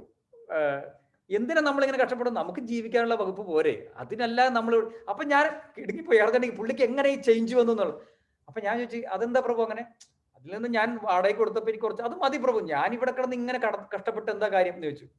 അപ്പൊ അതെനിക്ക് മനസ്സിലായില്ല, പുള്ളി എന്തുകൊണ്ടാണ് പുള്ളിയുടെ ചിന്തകൾ മാറിയെന്ന് ചോദിച്ചു. അപ്പൊ അങ്ങനെ സംസാരിച്ചു വന്നപ്പോഴത്തേക്കും ഞാൻ ചോദിച്ചു, പ്രഭു പിന്നെ ചാൻഡിങ് ഒക്കെ എന്ന് വെച്ചപ്പോൾ, യെസ് പ്രഭു ഞാൻ ചാൻഡിങ് തുടങ്ങി, ഞാനിപ്പോ 4 മാല ചെയ്യേണ്ടെന്ന് പറഞ്ഞു. അപ്പൊ എനിക്ക് മനസ്സിലായി പുള്ളിയുടെ ചിന്ത മാറില്ല. കാരണം പുള്ളി ഡെയിലി 4 മാല ചെയ്യുന്നുണ്ട്. അതുകൊണ്ട് ആ പ്ലാനിങ്ങും ഓട്ടം, അദ്ദേഹം അവിടെ നിന്ന് ഇവിടെ നിന്നൊക്കെ ഓടുമായിരുന്നു. ഇങ്ങനെ വണ്ടിയിൽ ഇങ്ങനെ പറന്ന് കിടക്കുന്ന പാർട്ടിയായിരുന്നു. ആ ചിന്തകൾ പയ്യെ കുറഞ്ഞു. എന്ന് വെച്ചാൽ ബിസിനസ് നിർത്തിയിട്ടില്ല, ബട്ട് ആ കർമ്മത്തെക്കുറിച്ചുള്ള ആ അറ്റാച്ച്മെന്റ്, ആസക്തി കുറഞ്ഞു. അതൊരു നല്ല സിമ്പിളാണ്. അപ്പൊ ഞാൻ അദ്ദേഹത്തോട് പറഞ്ഞു, ഇത് നല്ലതാണ്. അപ്പൊ നിങ്ങൾ 4 മാല ചെയ്തപ്പോൾ തന്നെ നിങ്ങൾക്ക് ഇത്രയും നല്ല ചിന്ത വന്നെങ്കിൽ നിങ്ങളുടെ മാലകൾ എണ്ണം കൂട്ടിക്കഴിഞ്ഞിട്ടുണ്ടെങ്കിൽ തീർച്ചയായിട്ടും നടക്കും. അദ്ദേഹം അതിനുള്ള ശ്രമം നടത്തുന്നുണ്ട്. പക്ഷെ അദ്ദേഹം കൃഷ്ണാവബോധത്തിൽ എന്ന് പറഞ്ഞിട്ടുണ്ടെങ്കിൽ അദ്ദേഹത്തിന് ഭഗവാനെ കുറിച്ചുള്ള ചിന്തയുണ്ട്, ഭഗവാന്റെ മഹത്വത്തെ കുറിച്ചൊക്കെ അറിയാം. പക്ഷെ ഈ ചിന്തകൾ മാറുന്നില്ല. ആ ചിന്തകൾ മാറണമെങ്കിൽ നമ്മൾ ഭക്തിയുത സേവനം ചെയ്തേ പറ്റൂ. സേവനം ചെയ്യണം, അല്ലാതെ മാറില്ല. അപ്പൊ അതുകൊണ്ടാണ് ഇത് പറയുന്നത്. നമ്മൾ ഇവിടെ പറയുന്നുണ്ടല്ലോ, നീ ഉദാസീനായിത്തീരും. ഉദാസീനം എന്ന് പറഞ്ഞാൽ നമ്മൾ ഡെഡായി പോവുക, നിർജീവമായി പോവുക, അല്ലെങ്കിൽ നമ്മൾ ലേസി ആയി പോവുക അല്ല ചെയ്യുന്നത്. അതല്ല ഇവിടെ ഉദ്ദേശിക്കുന്നത്. ഉദാസീനം എന്ന് പറഞ്ഞാൽ റിസൾട്ട് ഇങ്ങനെ വരുമ്പോൾ അതിനെ ഇങ്ങനെ ഒന്നുമില്ലാതെ ജസ്റ്റ് ഉദാസീനായിട്ട് നോക്കിയിരിക്കുക. ഓ ഇത് വന്നോ, വെരി ഗുഡ്. ഇത് പോയോ, വെരി ഗുഡ്. അതാണ് ഉദാസീനൻ. ഇത് പോയോ, ഓക്കെ, പോയെങ്കിൽ പിന്നെ വരും. അങ്ങനെ ഒരു ചിന്തയിലേക്ക് നമ്മൾ ഗ്രാജുവലി വരും. തീർച്ചയായിട്ടും വരും. എല്ലാവരുടെ ജീവിതത്തിൽ അതുണ്ടാവും. നമ്മൾ നോക്കിയറിയാം, നമ്മുടെ ജീവിതത്തിൽ അതൊരു ഉയർന്ന സൈനാണ്. അല്ലാതെ നമ്മൾ നിർജീവമായിട്ട് ഒരാൾ കൃഷ്ണാബോധത്തിൽ ഒരാളും നിർജീവമൊന്നുമല്ല. വളരെ ഇന്റലിജന്റ് ആയിട്ട് ആക്റ്റീവായിട്ട് നടക്കുന്ന ആൾക്കാരാണ് നമ്മളെല്ലാവരും. അല്ലാതെ നമ്മൾ ഈ പുറത്തുള്ള ആൾക്കാരെ പോലെ മരിച്ചു നടക്കില്ല. നമുക്കറിയാം വരാനുള്ളത് വരും. അത് എൻ്റെ ഒരു ചിന്തയിൽ നമ്മൾ നമ്മുടെ ഡ്യൂട്ടി സമാധാനപൂർണ്ണമായിട്ട് ചെയ്യും. അപ്പൊ അതാണ് ഇവിടെ പറയുന്നത്.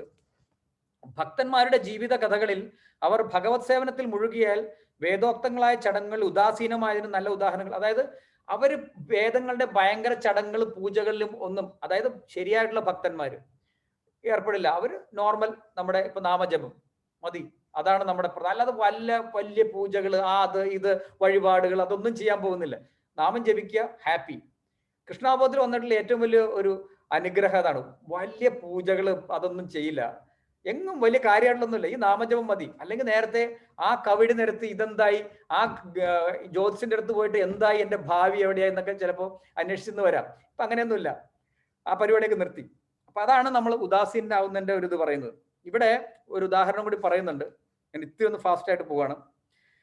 മാധവേന്ദ്രപുരി പറയാണ്, അല്ലയോ ത്രിസന്ധ്യ പ്രാർത്ഥനകളെ നിനക്ക് മംഗളം, സ്നാനമേ നമസ്കാരം, ദേവന്മാരെ പിതൃക്കളെ നിങ്ങളെ ആദരിക്കുവാൻ എനിക്ക് കഴിയുന്നില്ല, ക്ഷമിക്കണം. ഇന്ന് ഞാൻ എവിടെയായിരുന്നാലും യദുവംശോത്തമനായ കംസവൈരിയെ മാത്രം ഓർക്കുന്നു. ആ സ്മരണ കൊണ്ട് തന്നെ എൻ്റെ എല്ലാ പാപങ്ങളിൽ നിന്നും എനിക്ക് മുക്തനാകാം, മറ്റൊന്നും എനിക്ക് ആവശ്യമില്ല. അപ്പൊ സാധാരണ ചെയ്യുന്ന പല ആക്ടിവിറ്റീസും മാധവാചാര്യർ, ഇത് മാധവാചാര്യരാട്ടോ, മാധവേന്ദ്രപുരിയാണ്, വലിയ സന്യാസിയാണ് അദ്ദേഹം. നമ്മൾ അങ്ങനെ ചിന്തിക്കരുത്. കാരണം ഇതൊക്കെ ഏറ്റവും ആധ്യാത്മിക പുരോഗതിയിലെ ഏറ്റവും ഉന്നതിയിൽ നിൽക്കുന്ന ആളുകൾ സാധാരണ രീതിയിലുള്ള ചില ചടങ്ങുകളൊക്കെ ഉപേക്ഷിക്കും. നമ്മളിന്ന് കുളിയൊന്നും ഉപേക്ഷിക്കരുത്. ഇവിടെ സ്നാനമേ സന്ധ്യാവന്ദനമേ ഒക്കെ പറയുന്നത് ഇതൊക്കെ നമ്മൾ ചെയ്യണം. കാരണം നമ്മളൊന്നും ആ സ്റ്റേജിലായിട്ടില്ല. നമ്മൾ ഇതൊക്കെ അതിന്റെ എന്താണോ ഗുരുക്കന്മാർ പറയുന്നത് അതുപോലെ തന്നെ പോവുക. അപ്പോൾ നമുക്ക് ഈ അവസ്ഥയിലേക്ക് വരാൻ പറ്റും. ആധ്യാത്മിക വിദ്യാഭ്യാസത്തിന്റെ പ്രാരംഭഘട്ടത്തിൽ പ്രാരംഭകർക്ക് വേദോക്തങ്ങളായ ക്രിയാനുഷ്ഠാനങ്ങൾ ഒഴിച്ചുകൂടാനത്തവയാണ്. നമ്മളൊക്കെ പ്രാരംഭകരാണ്. ദിവസം തോറും 3 നേരത്തെ പ്രാർത്ഥന, പ്രഭാത സ്ഥാനം, പിതൃതർപ്പണം എന്നിവ അതിൽപ്പെടുന്നു. ഇതൊക്കെ നമ്മളുടെ സാധാരണ രീതിയിലുള്ള 3 നേര സ്നാനം, ഇതൊക്കെ നമുക്ക് പറഞ്ഞിട്ടുള്ളതാണ്. അതുകൊണ്ട് കുളി ആരും നിർത്തരുത്. ഓക്കെ, മാധവേന്ദ്രപുരി കുളിക്കണില്ല എന്ന് പറഞ്ഞുകൊണ്ട് ഇതൊക്കെ അതൊക്കെ കഴിഞ്ഞു, ബോഡിയുടെ പ്ലാറ്റ്ഫോമിൽ കഴിഞ്ഞുകൊണ്ടാണ്. എന്നാൽ പൂർണ്ണമായ കൃഷ്ണാബോധത്തോടെയും പ്രേമത്തോടെയും സേവനം അനുഷ്ഠിക്കുന്നവർ പൂർണ്ണത നേടിക്കഴിഞ്ഞതുകൊണ്ട് ഇവയിൽ ശ്രദ്ധിക്കാറില്ല. ശ്രീകൃഷ്ണ ഭഗവാനെ സേവിച്ച് വിജ്ഞാന വേദിയിലേറാൻ സാധിച്ച ഒരാൾക്ക് വേദവിഹിതങ്ങളായ തപസ്യകളോ യജ്ഞങ്ങളോ തുടർന്നു പോകേണ്ടതില്ല. അതുകൊണ്ടാണ് പറയുന്നത്, അതായത് വേദങ്ങളിൽ പറയുന്ന തപസ്യകളൊന്നും ചെയ്യാം. കാരണം ഭഗവാനിലാണ് പൂർണ്ണ ആശ്രയിക്കുന്ന ആൾക്ക്. കാരണം എന്താണ് വേദങ്ങളുടെ ഉദ്ദേശം? എന്താണ്? വേദയിശ്ച സർവൈർ അഹമേവ വേദ്യോ, അതായത് ഭഗവാനെ അറിയുക. കൃഷ്ണനാണ് തന്നിരിക്കുന്നത്, ഭഗവാനെ അറിയാൻ വേണ്ടിയിട്ട് വേദം. ഭഗവാനെ പൂർണ്ണമായിട്ട് അറിഞ്ഞാൽ പിന്നെ വേദങ്ങളിൽ പറയുന്ന ഈ റിച്വൽസ് ചെയ്യേണ്ടതില്ല എന്ന് പറയുന്നത്. അപ്പൊ അങ്ങനെ ഉദാഹരണങ്ങളുണ്ട്. ആക്ച്വലി പൂർണ്ണം നേടിയവരും ഭഗവാനെ, ഇപ്പൊ ഭഗവാന്റെ കൂടെയുള്ള ഭഗവാന്റെ ഗോപന്മാര്, അതായത് ഭഗവാന്റെ കൂടെ പശുവിനെ മേയ്ക്കാൻ വേണ്ടി പോകുന്ന ഗോപബാലന്മാര്, കാരണം ഇത് ഭഗവാനാണ് ആക്ച്വലി. അവരും ഭഗവാനുമായിട്ട് ഡീലിങ് അങ്ങനെ. കാരണം ഇവർ സാധാരണ ആൾക്കാരല്ല, അവർ പൂർണ്ണമായ ഭക്തന്മാരാണ്. അതുകൊണ്ടാണ് ഭഗവാന്റെ കൂടെ കളിക്കാനും ഒക്കെ അവർക്ക് അവസരം കിട്ടുന്നത്. ഇവര് എന്ത് ചെയ്യുന്ന വെച്ചിട്ടുണ്ടെങ്കിൽ, ഇവര് പശുവിനെ മേയ്ക്കാൻ പോകുമ്പോഴത്തേക്കും ഓരോരുത്തരും ഓരോ പ്രസാദം കൊണ്ടുവരും, ഓരോരുത്തർ അമ്മമാര് കൊണ്ടുവരും. ഇവരിങ്ങനെ വട്ടം കൂടിയിരുന്ന് കഴിക്കുമ്പോൾ ചിലപ്പോൾ ഭഗവാൻ ഒരു സാധനം എടുത്ത് കഴിക്കും, ഇപ്പൊ വേറൊരു ആളെടുത്ത് കഴിക്കുമ്പോൾ ഭഗവാൻ അത് തട്ടിപ്പറിച്ചിട്ട് ഇതിങ്ങനെ ഭഗവാൻ എടുക്കും. ചിലപ്പോൾ അത് ആ വായിൽ നിന്ന് എടുത്ത് തട്ടിപ്പറിച്ച്, അപ്പൊ ഇതിങ്ങനെ, അതായത് ഭഗവാൻ എന്തെങ്കിലും ഓഫർ ചെയ്യണേ നമ്മൾ എത്ര ക്ലീൻ ചെയ്ത് നമ്മൾ കുളിച്ച് ശുദ്ധമായിട്ട് ഹരിനാമൊക്കെ ജപിച്ച് ടേസ്റ്റ് ചെയ്യാതെയാണ് ഭഗവാൻ ഓഫർ ചെയ്യുന്നത്. ആ ഭഗവാൻ ഈ ഗോപന്മാർ എന്താ ചെയ്യണത്? ഒന്നുമില്ല, വായിൽ നിന്നൊക്കെ എടുത്താണ് കൊടുക്കുന്നത്. അപ്പൊ അതെന്തുകൊണ്ടെന്ന് വെച്ചിട്ടുണ്ടെങ്കിൽ അത് ഭഗവാന്റെ ആ ലെവലിൽ ഭക്തന്മാരായതുകൊണ്ടാണ്. അപ്പൊ അതുകൊണ്ട് അവർക്ക് ഈ ഓഫറിങ്ങിന്റെ ആവശ്യം. അപ്പൊ ഇത് കണ്ടിട്ട് ബ്രഹ്മാവിന് ഡൗട്ടായി. ബ്രഹ്മവിമോഹൻ ലീല നിങ്ങൾ കേട്ടിട്ടുണ്ടാവും. ബ്രഹ്മാവ് ഇങ്ങനെ നോക്കുമ്പോ ഇത് സുപ്രീം ലോർഡാണെന്ന് അദ്ദേഹത്തിന് അറിയാം, ബ്രഹ്മാവിന് അറിയാം ഇത് സുപ്രീം ലോർഡാണെന്ന്. പക്ഷെ ഈ ഓഫറിങ് ഇത്രയും ഭഗവാനെ പറഞ്ഞെങ്കിൽ പാൽക്കടലിൽ അവിടെ പോയി നിന്ന് ഇതൊക്കെ പറയുന്ന ഈ ഭഗവാൻ തന്നെയാണോ ഇതെന്ന് അദ്ദേഹത്തിന് സംശയം തോന്നി. അപ്പൊ അങ്ങനെയാണ് ബ്രഹ്മവിമോഹൻ, ഇത് തന്നെയാണോ ഭഗവാൻ എന്നൊരു ചെറിയ ഡൗട്ട് വന്നു. കാരണം ഈ സുപ്രീം പേഴ്സൺ, ഈ ലോകത്തെയും പ്രപഞ്ചത്തെ മുഴുവൻ കൺട്രോൾ ചെയ്യുന്ന ആള് വേറൊരാളുടെ വായിൽ നിന്നിരിക്കുന്ന സാധനം പകുതി കടിച്ചതൊക്കെ എടുത്ത് തിന്നുക എന്ന് പറഞ്ഞ് ഇദ്ദേഹം ഭഗവാനാണോ എന്നൊരു സംശയം ബ്രഹ്മാവിന് തോന്നി. ഈവൻ ബ്രഹ്മവിമോഹൻ, ബ്രഹ്മാവിന് തന്നെ സംശയം വരും ഭഗവാന്റെ ആ ഇത് കാണുമ്പോൾ. ഇതാണ് അചിന്ത്യ എന്ന് പറയുന്നത്. നമ്മുടെ പ്രിൻസിപ്പിൾ തന്നെ അചിന്ത്യ ഭേദാഭേദമാണ്. നമുക്ക് ചിന്തിക്കാൻ പറ്റാത്ത കാര്യങ്ങളാണ് ഭഗവാൻ ചെയ്യുന്നത്. അങ്ങനെയാണ് ബ്രഹ്മാവ് ആ ഗോക്കളെയും ഗോപപാലന്മാരെയും എടുത്ത് മാറ്റി നോക്കിയത്, എന്താ സംഭവിക്കണത്. അപ്പൊ ബ്രഹ്മാവിന് മനസ്സിലായി. കാരണം അത് മാറ്റി കഴിഞ്ഞപ്പോൾ അതിന്റെ ഒറിജിനൽ രൂപങ്ങൾ വീണ്ടും വന്നു, രണ്ട് സെറ്റ് വന്നു. അപ്പൊ മനസ്സിലായി ബ്രഹ്മാവിന് ഇതൊരു സാധാരണ ബാലനല്ല. ഞാൻ ആ കഥയിലേക്ക് പോകുന്നില്ല. അപ്പൊ അങ്ങനെ ആ ലെവലിലുള്ള ഭക്തന്മാർക്ക് സാധാരണ റിച്വൽസ് ഒന്നും ചെയ്യേണ്ട ആവശ്യമില്ല ഭഗവാനെ ആശ്രയിക്കാൻ വേണ്ടിയിട്ട്. ഡയറക്ട്ലി ഭഗവാന്റെ സേവനം ചെയ്ത് കഴിഞ്ഞിട്ടുണ്ടെങ്കിൽ വേദങ്ങളിൽ നിന്ന് പുറത്തു കിടക്കാം. ലാസ്റ്റ് ശ്ലോകം, ശ്രുതി വിപ്രതിപന്നാതേ യഥാ സ്ഥാസ്യതി നിശ്ചല സമാധാ വചല ബുദ്ധിസ്തദാ യോഗമവാപ്സ്യസി. എപ്പോൾ നിന്റെ മനസ്സ് വേദങ്ങളുടെ അലങ്കൃത വാക്യങ്ങൾക്ക് വശപ്പെടാതെ ആത്മസാക്ഷാത്കാരത്തിനായി ഉറച്ചു നിൽക്കുന്നുവോ അപ്പോൾ നീ ദിവ്യബോധം കൈവരിച്ചു കഴിഞ്ഞവനാകുന്നു. അപ്പൊ ദിവ്യബോധം, അതായത് നമുക്ക് ദിവ്യബോധം, അതായത് നമുക്ക് ആധ്യാത്മിക ജ്ഞാനം, ആക്ച്വലി ദിവ്യബോധം. അപ്പൊ ആ ദിവ്യബോധം വരണം, ട്രാൻസെൻഡന്റൽ നോളജ്. അപ്പൊ ആ നോളജ്, ദിവ്യബോധം വരണമെങ്കിൽ എന്ത് ചെയ്യണം? ഈ വേദങ്ങളുടെ അലങ്കൃത വാക്കുകൾക്ക് വശപ്പെടാതിരിക്കണം. അപ്പൊ അങ്ങനെ ഗ്രാജുവലി ബുദ്ധി, അപ്പൊ ആദ്യം പറഞ്ഞു നമ്മള് 3-4 കാര്യങ്ങൾ പറഞ്ഞിട്ടുണ്ട്. അതൊന്നും കൂടെ നമുക്ക് സമ്മറൈസ് ചെയ്യാം. അപ്പൊ പറയാം, ഇവിടെ വരുന്ന അടുത്ത അഡ്വാൻറ്റേജ് എന്ന് പറഞ്ഞിട്ടുണ്ടെങ്കിൽ നമ്മൾ ആത്മസാക്ഷാത്കാരത്തിൽ ഉറച്ചു നിൽക്കുമ്പോൾ നമുക്ക് ഈ ദിവ്യബോധം കിട്ടും. അപ്പൊ ദിവ്യബോധം എപ്പോഴാണ് കിട്ടുന്നത്?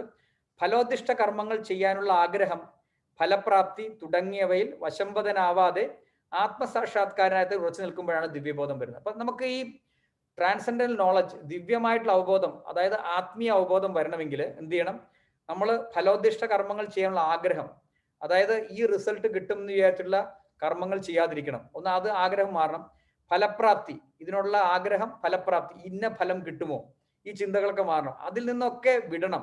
ഈ പറഞ്ഞ, നേരത്തെ നമ്മൾ പറഞ്ഞ ആ ഒരു ഉദാസീന ഭാവത്തിലേക്ക് വരുമ്പോഴാണ് നമ്മൾ ആത്മസാക്ഷാത്കാരത്തിന് വേണ്ടി ഉറച്ചു നിൽക്കുക. അതായത് നമ്മൾ ആത്മീയമായിട്ടുള്ള കാര്യങ്ങൾക്ക് വേണ്ടി ഉറച്ചു നിൽക്കുക. ഇപ്പൊ നമ്മൾ ചെയ്യുന്ന സ്പിരിച്വൽ കാര്യങ്ങൾക്ക് വേണ്ടിയിട്ട് നമ്മൾ വേറൊന്നിനെയും സാക്രിഫൈസ് ചെയ്യാതിരിക്കുക. നമ്മുടെ ഒരു കാര്യം നമ്മൾ സാക്രിഫൈസ് ചെയ്യരുത്. സ്പിരിച്വൽ കാര്യത്തിനായിരിക്കണം നമ്മൾ ചെയ്യേണ്ടത്. അതായത് ഓക്കെ, ഈ കാര്യത്തിന് വേണ്ടിയിട്ട് അല്ലെങ്കിൽ നാമജപം സാക്രിഫൈസ് ചെയ്യുന്നുണ്ട്, ഞാൻ വേറെ എന്തെങ്കിലും ചെയ്യാം, അത് പാടില്ല. അപ്പൊ അങ്ങനെ നമ്മൾ ആത്മസാക്ഷാത്കാരത്തിന് വേണ്ടി ഉറച്ചു നിൽക്കുക. അപ്പൊ അതിന് വേണ്ടിയിട്ട് നമ്മൾ ബാക്കി എല്ലാത്തിനും സാക്രിഫൈസ് ചെയ്യുക. അല്ലാതെ ആത്മസാക്ഷാത്കാരം സാക്രിഫൈസ് ചെയ്യരുത്. ഇതിന് വേണ്ടിയിട്ട് നമ്മൾ ബാക്കിയുള്ള കാര്യങ്ങൾ സാക്രിഫൈസ് ചെയ്യണമെങ്കിൽ നമ്മൾക്ക് ഗ്രാജുവലി നമുക്ക് ദിവ്യബോധത്തിലേക്ക് ഉയരാൻ സാധിക്കും. അപ്പോൾ തുടക്കത്തിൽ എല്ലാവരും ആഗ്രഹ പൂർത്തീകരണത്തിന്റെ ഒരു തന്നെയാണ് വരുന്നത്. എല്ലാവരും അങ്ങനെയാണ്, നമുക്കറിയാലോ. തുടക്കത്തിൽ എല്ലാവരും വരുമ്പോൾ തന്നെ നമുക്ക് പല പല ആഗ്രഹങ്ങൾ ഉണ്ടാവും, ഇല്ലേ? നമ്മുടെ ഒരു ലൈഫ് സ്പാൻ എടുത്ത് നോക്കി വെച്ചിട്ടുണ്ടെങ്കിൽ, കൃഷ്ണാവബോധത്തിലെ ലൈഫ് സ്പാൻ, നമ്മൾ കൃഷ്ണാവബോധത്തിൽ വരുമ്പോൾ പല ആഗ്രഹങ്ങൾ ഉണ്ടായിരുന്നു, പല ആഗ്രഹങ്ങളും നടന്നിട്ടുണ്ട്, ഇപ്പോഴും നടക്കുന്നുണ്ട്. അപ്പൊ അങ്ങനെ നമ്മൾ ആഗ്രഹങ്ങൾ പൂർത്തീകരണം നടന്ന് നമ്മൾ നാമം ജപിച്ച് അത് കുറച്ച് കൂടി കഴിയുമ്പോഴത്തേക്കും ഈ ആവശ്യപ്പെടല്, അതായത് പണ്ടൊക്കെ എന്ന് പറഞ്ഞാൽ നമ്മൾ, ഇപ്പൊ പലരോടും ഞാൻ സംസാരിച്ചിട്ടുണ്ടായിരുന്നു, പല ഡിവോട്ടീസിനോടും ഞാൻ സംസാരിച്ചപ്പോൾ പലരും പറഞ്ഞൊരു കാര്യം ഞാൻ നോട്ട് ചെയ്തിട്ടുണ്ടെങ്കിൽ, ഈ ആവശ്യപ്പെടൽ നിർത്തി.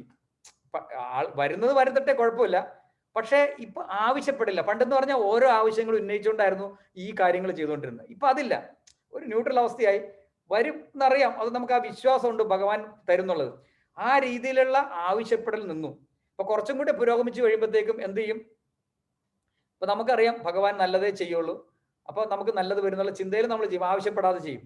അത് കഴിഞ്ഞിട്ട് നമ്മൾ കുറച്ചും കൂടി തീവ്രമായിട്ട് ഭഗവാന്റെ സേവനത്തിൽ ഏർപ്പെട്ട് ഭഗവാനാണ് എല്ലാം എന്ന് മനസ്സിലാക്കി ആ സ്വരൂപത്തിലേക്ക് വന്നു കഴിഞ്ഞാൽ പിന്നെ നമ്മുടെ പുരോഗതി എങ്ങനെയായിരിക്കും? ഭഗവാൻ തരുന്നത് സ്വീകരിക്കും. ഓക്കെ, മറ്റേന്ന് പറഞ്ഞാൽ നമ്മുടെ ആഗ്രഹം പൂർത്തീകരിക്കുന്ന ആഗ്രഹം ചോദിക്കുമായിരുന്നു, പിന്നെ ചോദിക്കൽ നിർത്തി. പിന്നെ അത് വരുന്നത്, അതായത് ഭഗവാൻ നല്ലതേ തരും എന്നുള്ള ചിന്ത വരും. കുറച്ചും കൂടെ ഇമ്പ്രൂവ് ചെയ്യുമ്പോഴത്തേക്കും തരുന്നത് സ്വീകരിക്കും. അതാണ് ഏറ്റവും ഉയർന്ന തലത്തിൽ, തരുന്നത് സ്വീകരിക്കുക. അത് ചിലപ്പോൾ നല്ലതായിരിക്കും, ചീത്തയായിരിക്കാം, അത് സ്വീകരിക്കുക. അത് ഭഗവാന്റെ മേഴ്സിയാണെന്ന് കരുതും. അതാണ് ഉയർന്ന തലത്തിലുള്ള ചിന്ത. അതിലേക്ക് നമ്മൾ പയ്യെ വരും. കാരണം അത് ഭഗവാന്റെ ഇതാണ്, ഭഗവാന്റെ ഇഷ്ടമാണ്. പല ആളുകൾക്ക് സംഭവിച്ചിട്ടുണ്ട് അങ്ങനെ.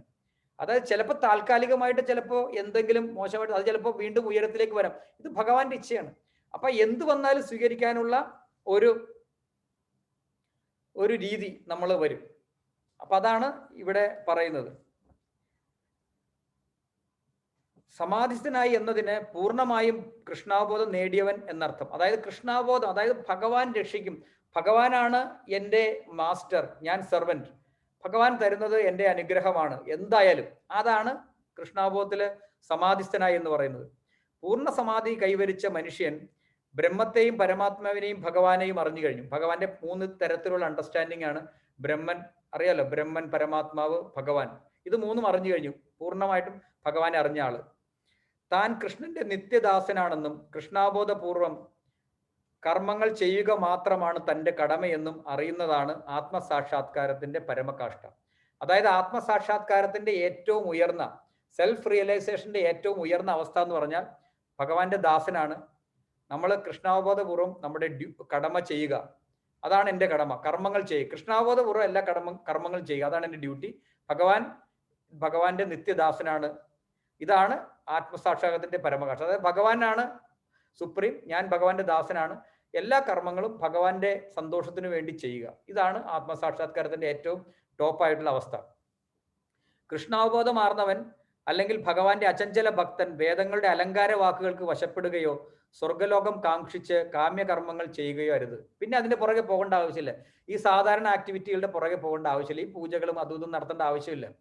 ഭഗവാന്റെ ആശ്രയിക്കുക. ഹരിനാമം ജപിക്കുന്ന ആള് പിന്നെ ഈ കർമ്മങ്ങളൊന്നും ചെയ്യേണ്ട യാതൊരു ആവശ്യമില്ലെന്നാണ് പറയുന്നത്. കൃഷ്ണാവബോധത്തിൽ മുഴുകിയ ഒരാൾക്ക് കൃഷ്ണനുമായി നേരിട്ട് സമ്പർക്കം പുലർത്താം. അപ്പൊ നമ്മൾ ഇപ്പൊ ഒരു സംശയം വരുന്നുണ്ടെങ്കിൽ നമ്മൾ വേദങ്ങളൊക്കെ ഉപേക്ഷിച്ചു. ഇപ്പൊ പൂർണ്ണമായിട്ടും കൃഷ്ണാവബോധത്തിൽ വന്ന പരമഭക്തനായിട്ടുള്ള ഒരാള് കാരണം വേദങ്ങളിലൂടെയാണ് ഭഗവാന്റെ ഇൻസ്ട്രക്ഷൻസ് ആണ് വേദങ്ങൾ. അപ്പൊ വേദങ്ങൾ ഇല്ലാതാകുമ്പോൾ എങ്ങനെ നമുക്ക് ഇൻസ്ട്രക്ഷൻ കിട്ടും, എവിടെ നിന്ന് കിട്ടും എന്നുള്ള. അപ്പൊ അതിനുള്ള ഉത്തരമാണ് ഇവിടെ പ്രഭുപാദർ പറയുന്നത്. കൃഷ്ണനുമായിട്ട് നേരിട്ട് സമ്പർക്കം പുലർത്താം. ഭഗവാൻ ഡയറക്ട്ലി തരും. എങ്ങനെയാണ്? ആ അടിയന്തരാവസ്ഥയിൽ കൃഷ്ണനിൽ നിന്ന് നേരിട്ട് ഉപദേശങ്ങൾ സ്വീകരിക്കുകയും ആവാം. ആ വിധത്തിലുള്ള പ്രവർത്തനങ്ങൾ തീർച്ചയായിട്ടും സഫലമാകുമെന്നും ആത്യന്തിക വിജ്ഞാനത്തിലേക്ക് നയിക്കുമെന്ന് തീർത്തു. അതായത് ഭഗവാൻ ഡയറക്ട്ലി നമുക്ക് ഇൻസ്ട്രക്ഷൻ തരും. അതെങ്ങനെ? ഭഗവാൻ എങ്ങനെയാണ് നമുക്ക് ഡയറക്ട്ലി, അതായത് ഭഗവാന്റെ സേവനം ഡയറക്ട്ലി ചെയ്യാം. ഡയറക്ട്ലി ഭഗവാൻ ഇൻസ്ട്രക്ഷൻ നമുക്ക് തരും. അപ്പൊ നമുക്ക് മനസ്സിലാവണമെങ്കിൽ എങ്ങനെ മനസ്സിലാക്കാൻ പറ്റും? കൃഷ്ണന്റെ അഥവാ അവിടുത്തെ പ്രതിനിധിയായ ആത്മീയ ഗുരുവിന്റെ ആജ്ഞകൾ അനുസരിക്കുകയേ ഭക്തൻ ചെയ്യേണ്ടതുള്ളൂ. അതായത് ഭഗവാന്റെ പ്രതിനിധിയായിട്ടുള്ള ആത്മീയ ഗുരുവിന്റെ നിർദ്ദേശങ്ങൾ അനുസരിക്കുക. അപ്പോൾ ഭഗവാന്റെ നിർദ്ദേശങ്ങൾ നമുക്ക് കിട്ടും. ഇതാണ് പ്രഭുപാദർ പറയുന്നത്. നേരത്തെ നമ്മൾ പറഞ്ഞല്ലോ, കഴിഞ്ഞ ക്ലാസ്സിൽ കവിതാ മാതാജിയാണ് പറഞ്ഞത്, ഒരു ക്ലാസ്സിൽ പറഞ്ഞു ഓർക്കുന്നില്ലേ, എങ്ങനെയാണ് പരമാത്മാവിന്റെ നിർദ്ദേശങ്ങൾ നമുക്ക് കിട്ടുക എന്നുള്ളത്. പരമാത്മാവിന്റെ നിർദ്ദേശങ്ങൾ കിട്ടുന്നത് ഫസ്റ്റ് നമ്മൾ ആത്മീയ ഗുരുവിന്റെ നിർദ്ദേശങ്ങൾ പാലിച്ച് ആ ലെവലിലേക്ക് ഉയർന്നു കഴിയുമ്പോൾ പിന്നെ ഡയറക്ട്ലി നമുക്ക് പരമാത്മാവിന്റെ നിർദ്ദേശങ്ങൾ കിട്ടും. പരമാത്മാവിന്റെ എക്സ്റ്റേണൽ റെപ്രസെന്റേഷൻ ആണ് ആക്ച്വലി ആത്മീയ ഗുരു. ഭഗവാൻ രണ്ട് തരത്തിലാണ് പരമാത്മാവ്. ഒന്ന് ഇന്റേണൽ ആയിട്ട് നമ്മുടെ ഉള്ളിൽ പരമാത്മാവായിട്ടുണ്ട്, എക്സ്റ്റേണൽ ആയിട്ട് ഗുരുവായിട്ടുണ്ട് പുറത്ത്. രണ്ടുപേരും നിർദ്ദേശങ്ങൾ തരും. അപ്പൊ ഗുരുവിന്റെ നിർദ്ദേശപ്രകാരം നമ്മൾ ഉയർന്ന് നമ്മൾ സാധന പ്രാക്ടീസ് ചെയ്ത് പെർഫെക്റ്റ് ചെയ്യുമ്പോൾ പിന്നെ ഭഗവാൻ ഇന്റേണൽ ആയിട്ട് വരും. അപ്പൊ അങ്ങനെ ഭഗവാന്റെ ഡയറക്ട്ലി നമുക്ക് നിർദ്ദേശങ്ങൾ കിട്ടി നമുക്ക് നമ്മുടെ ജീവിത പരിപൂർണത നേടാനായിട്ട് നമുക്ക് സാധിക്കും. അപ്പൊ അങ്ങനെ നമ്മൾ ഭഗവാന്റെ റെപ്രസെന്റേറ്റീവായുള്ള ആത്മീയ ഗുരുവിനെ സ്വീകരിക്കുന്നതോടുകൂടി നമുക്ക് ഈ ആധ്യാത്മിക ജീവിതത്തിലെ പുരോഗതി പ്രാപിക്കാൻ സാധിക്കും എന്നാണ് ശില പ്രഭുപാദർ പറയുന്നത്. അപ്പൊ ഇതോടുകൂടി ഞാൻ ഇത് അവസാനിപ്പിക്കുകയാണ്.